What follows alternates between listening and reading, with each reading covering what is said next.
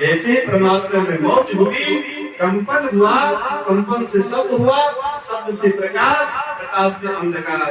हम आप परमात्मा में थे, वहां में हिलडोल हुआ, कंपन हुआ, वहां से शब्द हुआ, हम लोग वहां से परमात्मा से उतर गए शब्द में, शब्द से उतर गए प्रकाश में, और प्रकाश से उतर करके आ गए अंधकार में।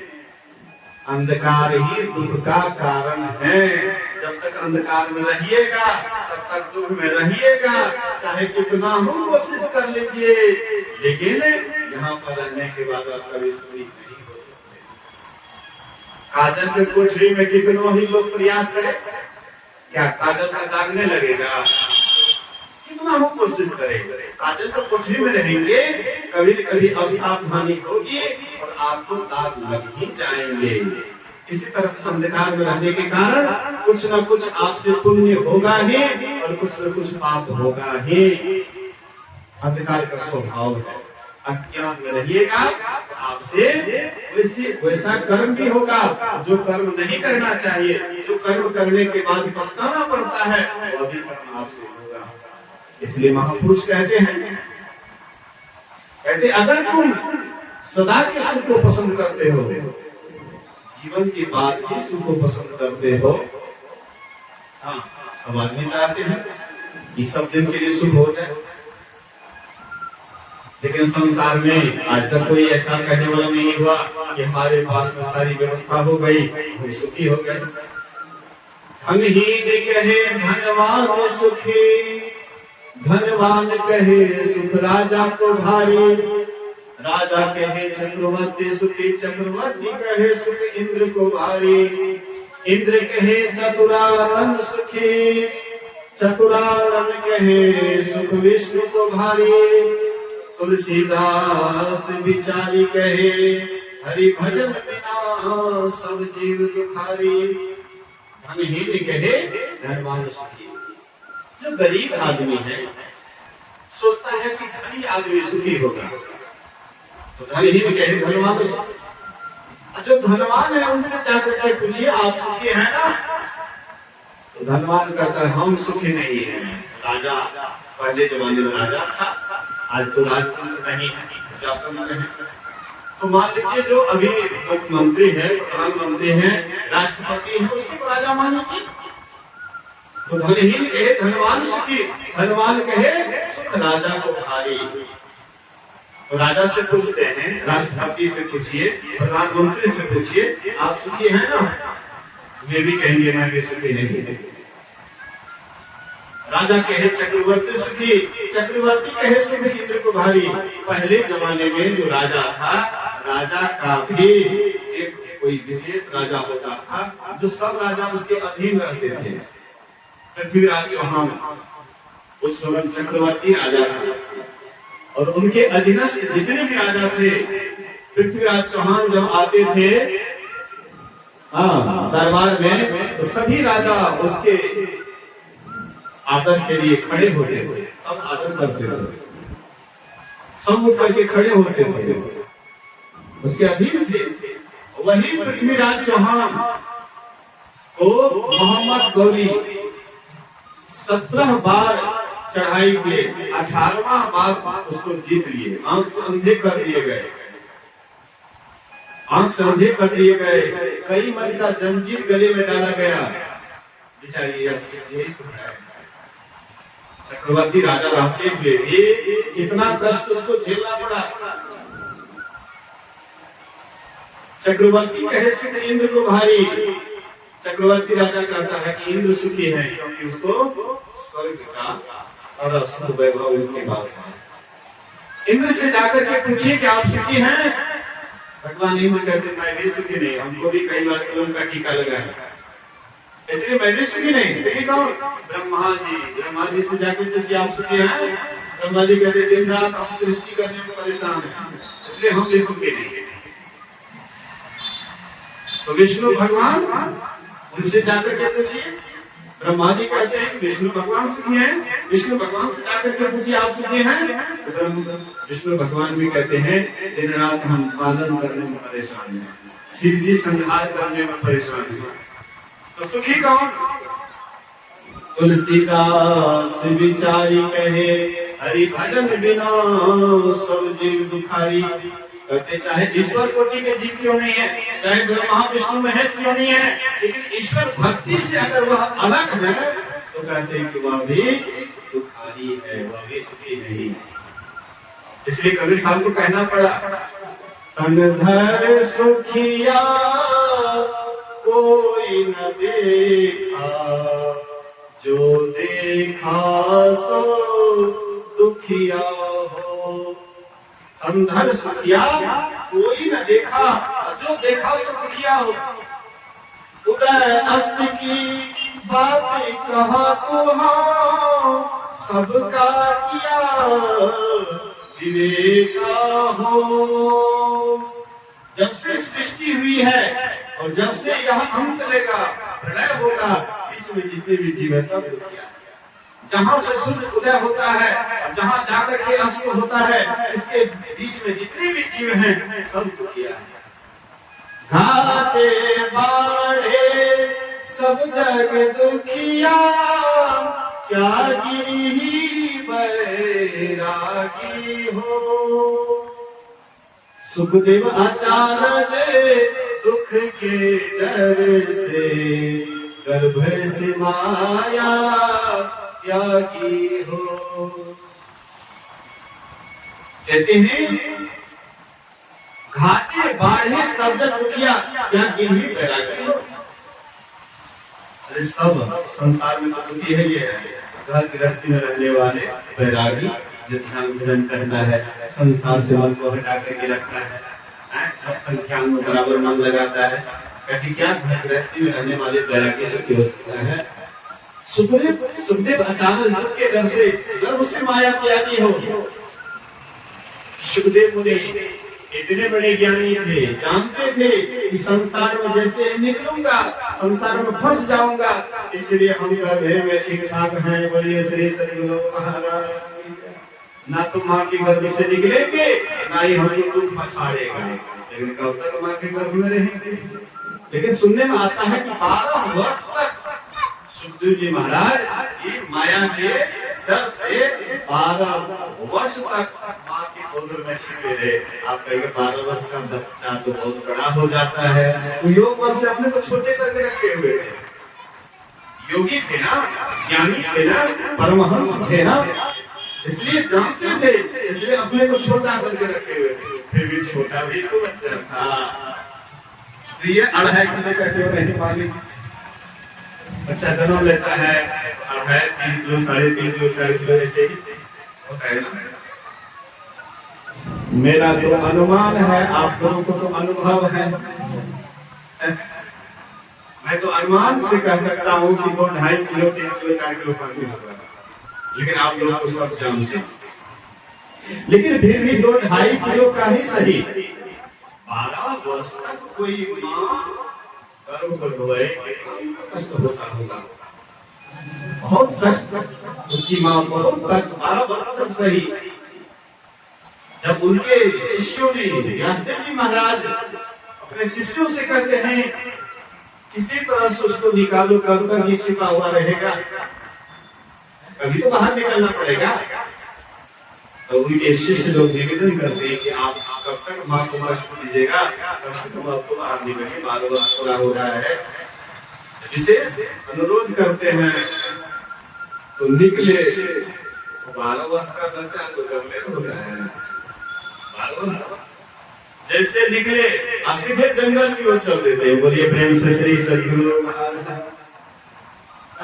सीधे जंगल की ओर चल देते हैं। कहते बेटा बेटा सुनो सुनो सुनो, कहाँ जा रहे हो। बोले कि संसार में रहेंगे बड़ा दुख होता है, इसलिए परमात्मा की भक्ति करके परमात्मा में जाकर मिल जाएंगे। संसार बड़ा दुख आ जाए है, इसलिए यहाँ नहीं रहना चाहते। कहते बेटा देखो मैं भी घर की रस्ते में रहता हूँ, बाल बच्चे के साथ रहता हूँ, और देखो बेटे ने अपने आप को सुखी साधन भजन करके परमात्मा को प्राप्त कर लिया है, तुम भी करो। सुखदेव जी कहते तो आप ठीक हैं, लेकिन मैं एक कहानी कहता हूँ, सुनिए ध्यान से। सुखदेव जी देखिए उससे निकले और उपदेश देना प्रारंभ कर दिया।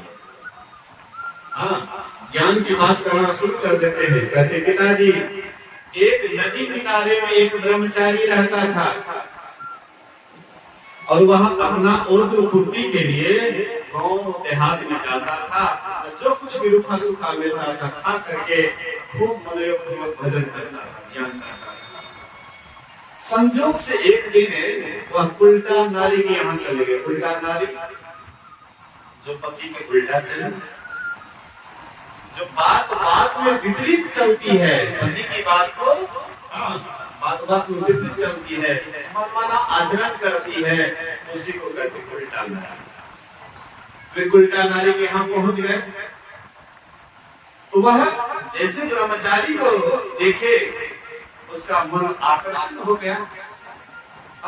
आकर्षित होने के बाद वह ब्रह्मचारी से कहते हैं, बाबा कल भी मेरे यहाँ आइएगा भंडारा पान करने के लिए। तो बाबा सोचे कि कहीं तो भंडारा पान करना है, कोई बात नहीं, आइए बैठिए जगह, कोई बैठे हुए हैं तो उसको हिलडोल नहीं करना चाहिए, और जहां जगह मिले आकर बैठ जाना, कोई बात नहीं। बोलिए प्रेम से श्रेष्ठ गुरु महाराज की जय।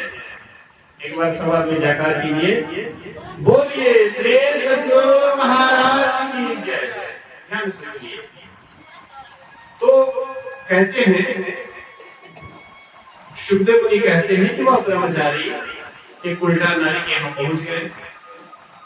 उल्टा नारी उस दिन खिलाती खिलाती है, कहती बाबा कल भी मेरे यहाँ आई होगा। दूसरे रोज चले गए तो बढ़िया से खूब बढ़िया से अवभगत किए, बोले कि बाबा कल भी आइएगा। तीसरे रोज आते हैं तो बच्चे को सिखा दिए हल्ला गुल्ला करना। बाबा जैसे आए हल्ला गुल्ला करने लगे, बाबा चलिए अंदर, अंदर ले गई, भोजन कराती है। उसके बाद बोले कल भी आइएगा। चौथा रोज जब आए बच्चे को सिखा दिए हल्ला गुल्ला करना, धूल उड़ाना। जैसे बाबा आए बच्चे को हल्ला गुल्ला करने लगे, धूल उड़ाने लगे। तो वह उल्टा नारी कहती बाबा चलिए ऊपर ले जाती है, कमरा बंद कर देती है और ब्रह्मचारी का ब्रह्मचर्य व्रत भंग करना चाहती है।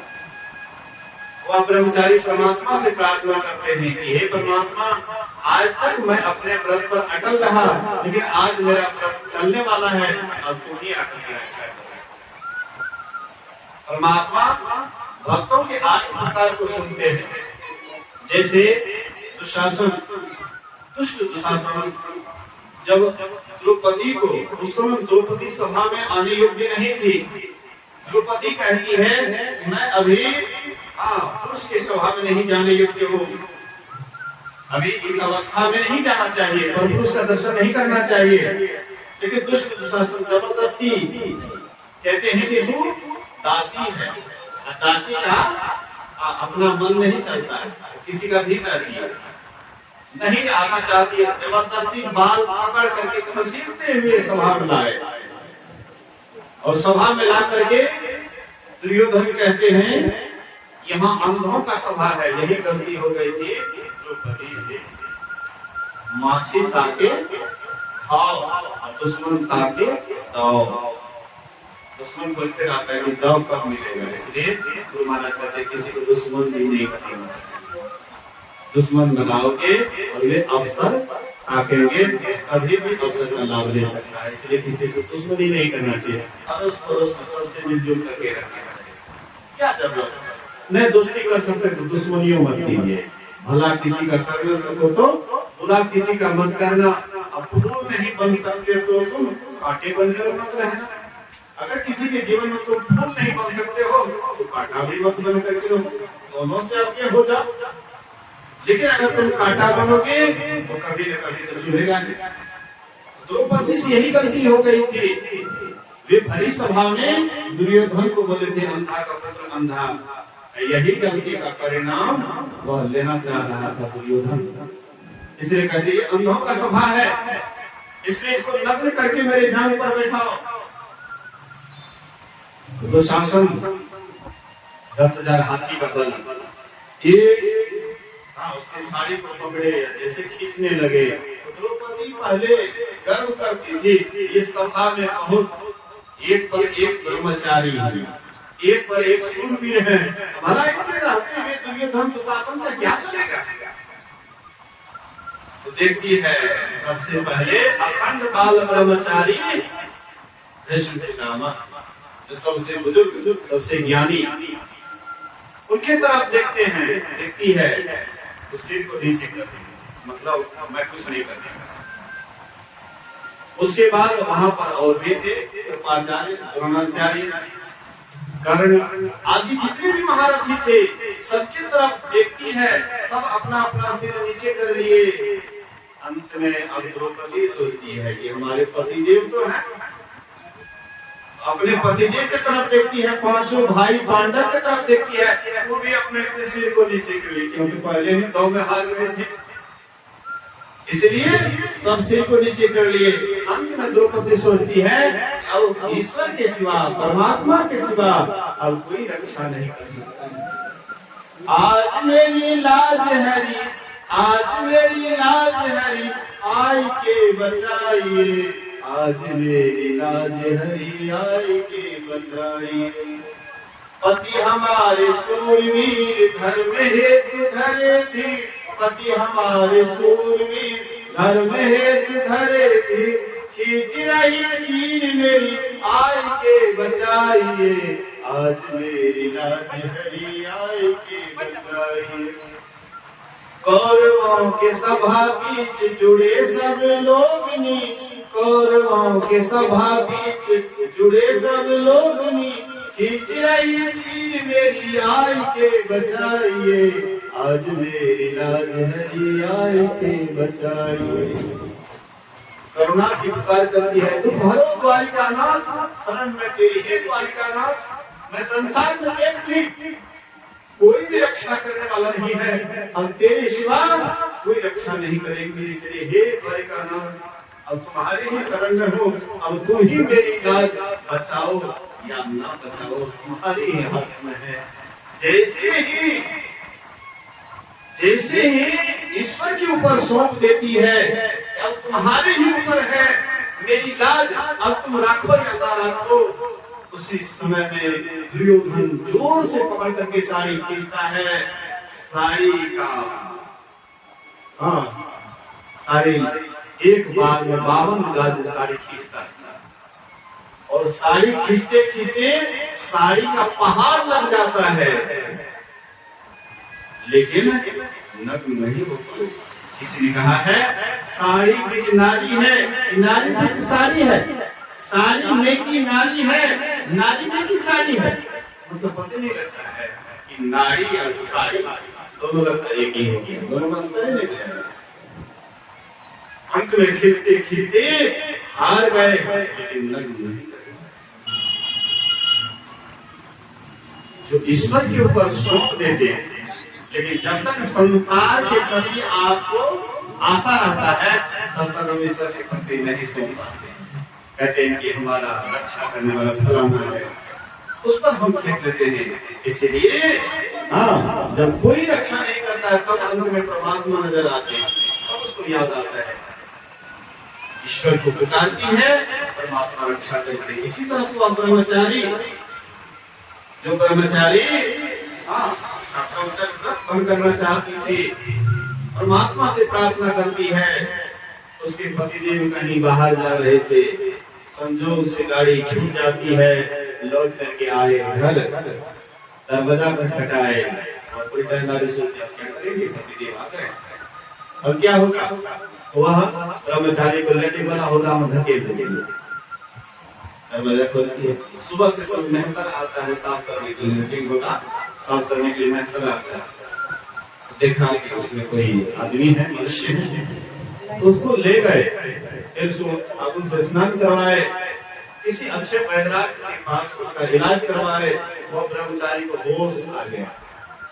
तो सुखदेव मुनि कहते हैं कि पिताजी क्या वह ब्रह्मचारी फिर वह उल्टा नारी के यहाँ जाएंगे पूर्ति के लिए, पेट भरने के लिए, कहते बेटा के नहीं। बोले पिताजी उसको तो 12 घंटा रहना पड़ा, लेकिन वाला होता मैं, हमको तो 12 बरस रहना, हम आपको कितना दे 9-10 महीना। माँ के गर्भ में थे तो कहाँ थे, वहां पर कौन एयर कंडीशन लगा हुआ है, वहां पर कौन तोषक तकिया गलीचा की व्यवस्था है, वही लैट्रिन वही पेशाब, जहां पर लैट्रिन पेशाब बनता है वही कारखाना में तो हम आप पड़े हुए रहते हैं, उल्टा पड़े हुए रहते हैं। कभी लैट्रिन वाला कीड़ा काटता है तो यह बच्चा छील मिलाता है, कभी पेशाब वाला कीड़ा काटता है तभी छील मिलाता है। वहां पर कितनी कहां पर थे मतलब लैट्रिन वाला होना। और कहते पिताजी फिर आप हमको उधर भेज रहे थे, अब मैं उधर जाने वाला नहीं हूँ। सुखदेव अचानक दुख के डर से गर्व से माया त्यागी हो, जोगी दुखिया जंगल में दुखिया, तपसी को दुख दोना हो, आशा तृष्णा सबको व्यापे, कोई महल ना सोना हो। जोगी दुखिया जंगम दुखिया, तपसी को दुख दोना हो, आशा तृष्णा सबको व्याप है। ये जो आशा आस लगा हुआ रहता है, बेटा बड़ा होगा कमा करना बराबर आ जाती है। बोलिए श्री सद्गुरु महाराज की आशा लगी रहती है, बेटा है, पुतो है, ये है, वो है, इनसे हमको सुख मिलेगा, इससे हमको सुख मिलेगा। आशा ही दुख का कारण बनता है, याद रखिएगा। जो आस नहीं रखते हैं उसको दुख भी नहीं आता है, जो जितना आशा करते हैं उनको उतना ही दुख होता है। इसलिए आशा तृष्णा सबको व्याप है, कोई महल न सुना। साचे कहूं तो कोई न माने, झूठ कहा नहीं जाई हो, ब्रह्मा विष्णु महेश्वर दुखिया, जिन यह राह चलाई हो। कभी साल कहते हैं अगर सत्य बात कहूं तो कोई नहीं मानेगा, और झूठ कहा नहीं जाई हो, झूठ भी नहीं बोला जाता है। यहाँ तक कि ब्रह्मा विष्णु महेश्वर दुखिया, जिन यह राह चलाई हो, जो जन्म देने का काम करते हैं, जो पालन करने का काम करते हैं, जो संहार करने का काम करते हैं, कहते ये त्रिदेव भी दुखिया। औरों की बात छोड़ दीजिए, लेकिन तीनों सभी देवों में त्रिदेव प्रधान है, ये त्रिदेव भी दुखिया। सच कहूं तो कोई न माने, झूठ कहा नहीं जाई हो, ब्रह्मा विष्णु महेश्वर दुखिया, जिन यह राह चलाई हो। अब तो दुखिया भूपति दुखिया, रंग दुखी विपरीती हो। कभी सामने कहते बाबा कोई तो सुखिया होगा, सब दुखिया है, अब दो दुखिया भूपति दुखिया रंग दुखी विपरीती हो तो कोई सुखिया होगा कि नहीं। अंत में कवि साहब कहते हैं, कहे कबीर सकल जग दुखिया, संत सुखी मन जीती हो। कहते हैं संत कबीर साहब एक ही सुखिया है जो अपने मन को जीत लिया है, जो अपने मन को बस में कर लिया है, वही संत होता है और वही सुखी होता है।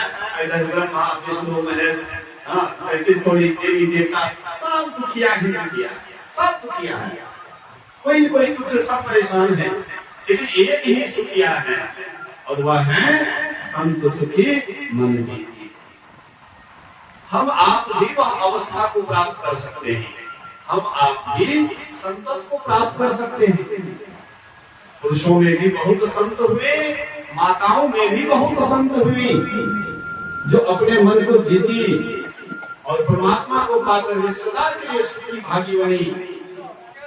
ऐसे कौन किधर जाकर के वह संत बने, महापुरुष कैसे बने? तो आंख से नीचे संसार है, आंख से ऊपर परमात्मा। आंख से नीचे रहिएगा तो दुखे दुख, दुखे दुख, दुखे दुख। आंख से ऊपर चलिए, सुखे सुख, सुखे सुख, सुखे सुख। आंख से नीचे जब तक रहिएगा तो दुख में ही रहिएगा, चाहे कितना प्रयास कीजिए। आंख से ऊपर चलिए। हम आप अभी जगे हुए हैं तो दुख सुख का अनुभव करते हैं, और रात में सो जाते हैं तो सब कुछ भूल जाते हैं। रात में जब सोते हैं सब कुछ भूल जाते हैं, तो उस समय कोई होश हवास नहीं रहता है कि हम सुखी हैं कि दुखी हैं, हमारी क्या हालत है, हम कैसे निशान में क्या नहीं है। ये होश रहते हैं, होश में नहीं रहते हैं। लेकिन संत महात्मा कहते हैं कोई ऐसी भी अवस्था है कि होश में रहते हुए भी आप सुखी हो सकते हैं। बोलिए श्री सद्गुरु महाराज। महेश जब पानी में जाता है, तालाब में जाता है, तो बहुत हावर पानी के ऊपर तैरते रहता है। जैसे महेश जाती है पानी में, सब हावर उसके माथे पर बैठ जाते हैं, काटने लग जाते हैं। जब बहुत काटने लग जाता है तो महेश क्या कभी कभी क्या करते हैं, तो सिर को पानी के नीचे कर देती है। जब तक पानी को नीचे करती है तो तब तक हावर उसके माथे पर नहीं काटता है। जैसे ही सिर ऊपर करती है वैसे ही हावर फिर उसके माथे पर बैठ जाता है। वैसे ही हम आप जब तक नींद में नहीं जाते हैं तब तक चिंता, परेशानी, दुख आदि रूपी हावर माथे पर काटते रहते, सबको परेशान करते रहते हैं। जब बहुत परेशान हो जाते हैं, रात में खाते पीते सो जाते हैं, तो कुछ देर के लिए हावर ऊपर को उड़ते रहते हैं। जैसे महेश जब तक सिर को नीचे करती है पानी के ऊपर में हावर उड़ते रहता है, और जैसे वह देखते रहता है वो हावर इंतजार करता है कि कब यह सिर को ऊपर करेंगे फिर से मैं काटूंगा। वैसे ही आपके अंदर में भी ये जो चिंता है, परेशानियां हैं, दुख हैं, ये भी हावर जब तक नींद में रहते तब तक ही इंतजार करते रहता है कि जगो फिर हम तुम्हारे माथे पर बैठेंगे, और फिर आप आपके माथे पर बैठ जाएगा। लेकिन यह हावर को खत्म कर दे, हावर को ही नाश कर दे, क्या कोई उपाय है? बोलिए श्री सद्गुरु महाराज। एक छोटी सी उदाहरण ले लीजिए रामायण जी से। जब रावण का वध नहीं हो रहा था, रावण मारा नहीं जा रहा था, तो विभीषण कहते हैं कि जब तक रावण माता के गोद में रहेगी, शक्ति माता के गोद में रहेगी, आप कभी उसको नहीं मार सकते।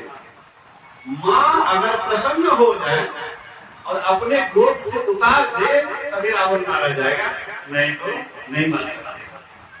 तो बोले कि उनको प्रसन्न करने के लिए क्या उपाय है?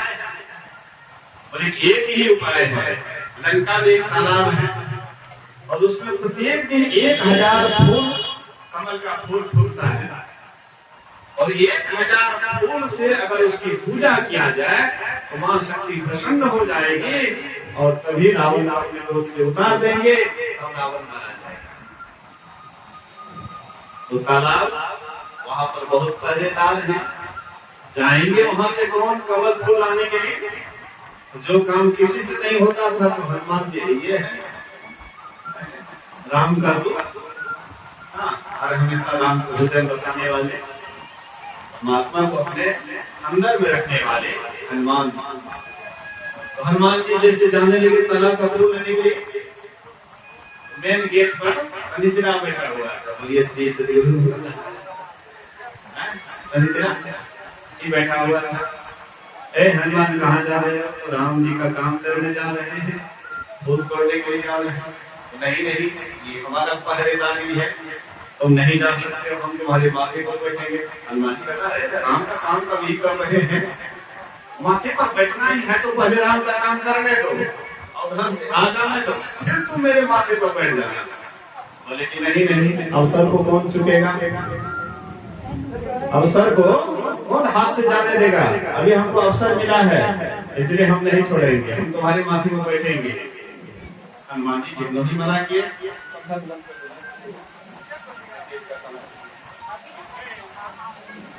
बोलिए प्रेम से श्री सद्गुरु।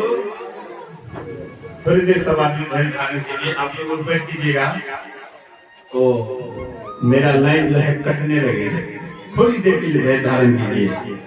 बोलिए श्री सद्गुरु। तो हनुमान जी देखे कि ये नहीं मानने वाला है, बोले कि जब नहीं मानते तो ठीक है बैठ जाओ। तो शनिचरा उसके माथे पर बैठ गया। तो हनुमान जी क्या किए, तो बड़ा सा चट्टान उठा लिए और सिर पर धरने लगे। शनिचरा कहता है छोड़ दो हम तब जाएंगे। बोले कि नहीं बैठो बैठो आराम से, अरे हम अपना माथा पर रखते हैं, तुमको काहे परेशानी हो रहा है। हाँ, बड़ा सा चट्टान रखने छिलमिलाने लगे, हाथ जोड़ने लगे, क्षमा कर दो। बोले कि प्रतिज्ञा करो कि जो भी राम का काम करेंगे, सत्संग ध्यान करेंगे, अच्छा कर्म करेंगे, तुम उसके माथे पर बैठो करोगे। शनिचरा कहता है मैं तुम्हें वचन देता हूँ कि जो भी राम का काम करेंगे मैं कभी भी बाधा नहीं डालूंगा। सत्संग ध्यान ईश्वर भक्ति जो भी करेंगे उसके माथे पर कभी नहीं बैठूंगा।